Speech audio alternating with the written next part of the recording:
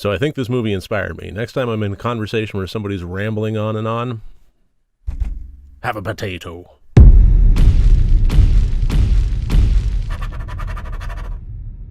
Hello and welcome to Rotted Review of the Day, and today it is Throwback Thursday, and I'm going all the way back to 1932 by reviewing The Old Dark House.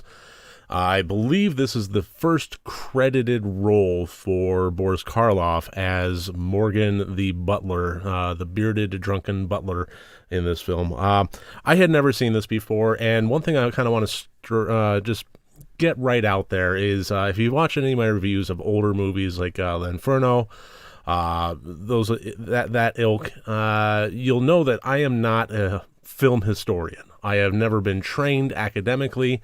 I am simply, best way I can put it is a movie buff. I watch a lot of movies, and I approach them on kind of a layman's terms level. So I don't know a lot of the backstory and back history and so on and so forth of every single person within this. I've never studied the works of Raymond Massey, anybody like that. But I love old movies. I love new movies. I just love movies. And that is the general approach that I take when I review them, is kind of just more ground level. Is whether or not I like them pretty much is kind of what it comes down to. It's more gut feeling than academia. So that being stated, we're moving on. What I found with this one was this was a really lively film. It was very unexpected in its tone. It was ultimately just too damned silly to be scary, and too dark to be a straight-up comedy, and I just really genuinely found myself enjoying it for reasons that I just wasn't expecting. This followed the characters of Philip and Margaret Waverton, who are a married couple, and they are traveling along the road on a dark and stormy night. And also accompanying them is their friend Penderel, and they are basically lost, and the roads are getting washed out, and the storm is really, really bad, and they're basically just kind of almost winding up trapped in the Welsh countryside until they come across a old dark house that might provide some refuge for them. So they knock on the door, and they basically get introduced to Horace and Rebecca Femme, brother and sister, that are the general owners and caretakers and so forth of the house, as well as Morgan, their bearded, drunken butler, played by Boris Karloff. And while they're taking refuge in the house, they're getting introduced to different elements of the Femme family. They're getting more introduced to the personalities behind them, and as they learn more about the house and the family and Morgan and the intricacies and so forth, things just are very seemingly sinisterly awkward, I guess is the best way to put it. And within a short amount of time, they're joined by two other travelers along the road that are also seeking some safety and some help away from the storm, by Sir William Porterhouse and Gladys. And now we have just this cavalcade of characters that are holed up in this house, just really kind of hoping that the storm isn't so bad that it actually washes the house away.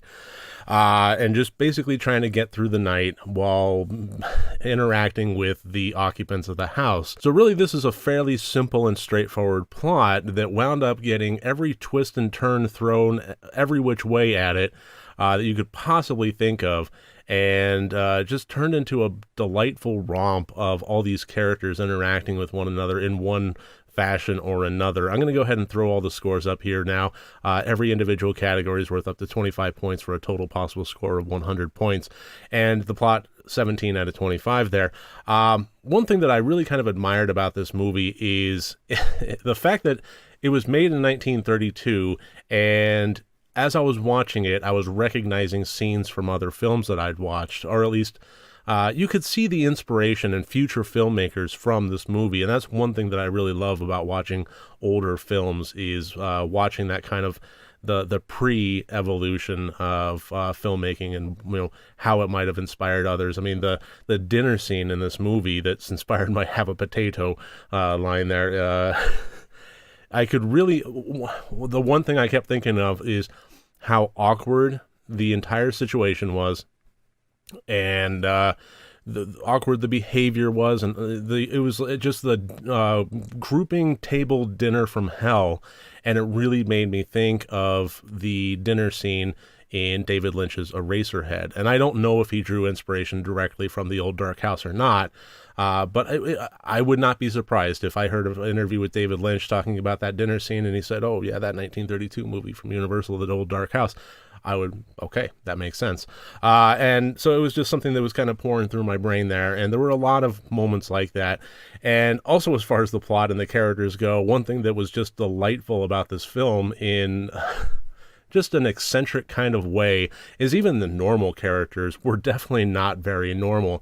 Everybody, and I don't know if this was necessarily a satire of the time or not. Like I said earlier, I'm not a historian, I'm not a film archivist, and but I do know that the old dark house and it was a dark and stormy night kind of thing had been fairly played out even by the time 1932 happened. So I don't know if it was necessarily spoofing the genre that it was kind of in the same time creating or what. But there was a lot of elements of kind of eccentric characters to the point of absurdity.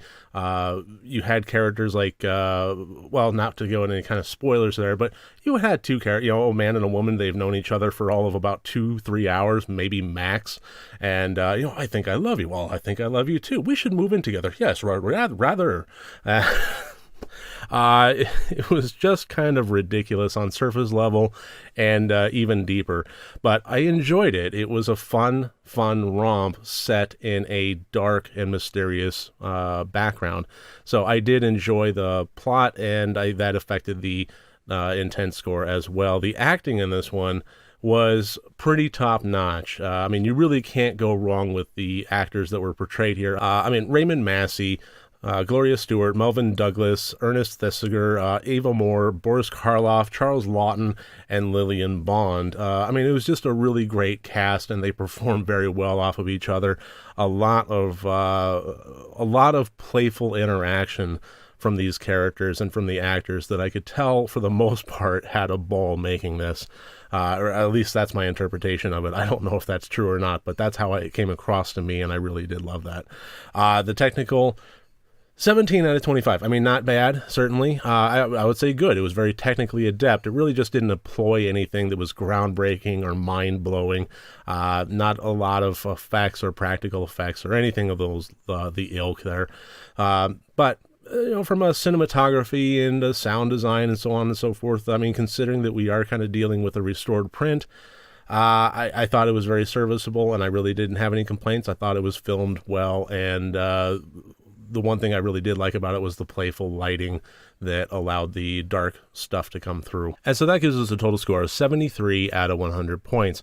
I was genuinely surprised by this movie, not necessarily in how much I liked it, but the merits for which I found myself liking it. I was not expecting a fun, delightful romp against dark characters and a dark gothic background, and that's ultimately what I got, and I enjoyed every minute of it. So on that basis, I absolutely would recommend it. That is my review of 1932's The Old Dark House. I thank you very much for joining me here today. I look forward to seeing you tomorrow. Remember, next time you want to watch a horror movie, first make sure that it's good and rotted.